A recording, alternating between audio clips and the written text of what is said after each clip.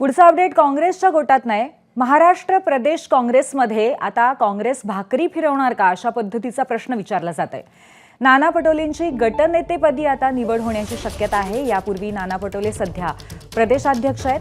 अमित देशमुखांची मुख्य प्रतोदपदी निवड होण्याची शक्यता आहे। तर प्रदेशाध्यक्ष पदासाठी आता बाळासाहेब थोरात आणि विश्वजित कदम अशी नावं चर्चेत आहेत।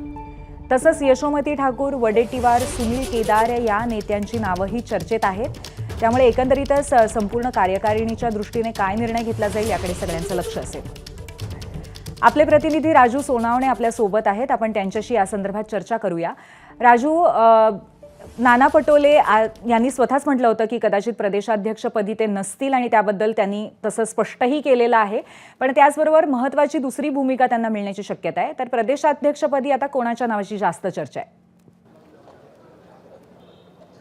पाहतो आपण काल जे आहे काँग्रेसची बैठक पार पडली। प्रभारी रमेश चणीतलाल जे आहे ते नागपूरमध्ये आलेले होते आणि सर्व आमदार जे पराभूत झालेले उमेदवार आहेत ते सगळ्यांशी चर्चा केलेली आहे। नेमकं प्रदेशाध्यक्ष कोण पाहिजे, प्रतोद कोण पाहिजे आणि गटनेता कोण पाहिजे या संदर्भातली सगळी संपूर्णपणे जी आहे ती काल चर्चा झालेली आहे आणि त्या संदर्भातला अहवाल जो आहे तो दिल्लीमध्ये हायकमांडकडे पाठवला जाईल। मात्र कुठेतरी आता काँग्रेसच्या प्रदेशाध्यक्ष पदाचे जे आहे ते बदलाचे वारे वाहताना पाहायला मिळतात आणि नाना पटोले यांच्या जागी जी आहे ती दुसरी कोणाची तरी वर्णी लागायची शक्यता आहे। आणि त्या ठिकाणी आपण पाहतोय की नाना पटोले यांना दुसरी जबाबदारी म्हणजे गटनेते पदाची जबाबदारी दिली जाण्याची शक्यता आहे। कारण विधानसभेमध्ये आक्रमक चेहरा पाहिजे म्हणून नाना पटोले हे आक्रमक आहेत। तर नाना पटोलेंकडे ही जबाबदारी जी आहे ती दिली जाण्याची दाट शक्यता आहे। त्यासोबत आपण पाहतोय की जे अमित देशमुख आहे यांना मुख्य प्रतोदपदी सुद्धा यांची नियुक्ती होण्याची दाट शक्यता जी आहे ती वर्तवली जाते। आणि त्यानंतर प्रदेशाध्यक्ष पदासाठी अनेक नावं जी आहेत ती समोर येताना पाहायला मिळतात। त्यामध्ये आपण पाहतोय विश्वजित कदम यांचं नाव सुद्धा आघाडीवरती आहे। यशोमती ठाकूर आहेत, सुनील केदार आहेत,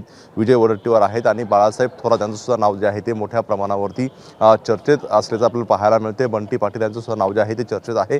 त्यामुळे पुढच्या काही दिवसांमध्ये जे आहे यावरती निर्णय होणं जे आहे ते अपेक्षित आहे। खरं तर आपण पाहतोय की नाना पटोले यांनी स्वतःहून हायकमांडला पत्र लिहिलेलं आहे आणि मला या जबाबदारीतून मुक्त करा अशा प्रकारची मागणी केलेली आहे। आणि आपण जर इतिहास पाहिला तर ज्या वेळी अशा निवडणुका होतात आणि पराभव होतो त्यावेळेस काँग्रेस जे आहे ते प्रदेशाध्यक्ष असतील किंवा संपूर्णपणे जबाबदाऱ्या बदलताना पाहायला मिळते। त्यामुळे पुढच्या काही दिवसांमध्ये धन्यवाद राजू। या संदर्भात आपण अपडेट घेत राहू।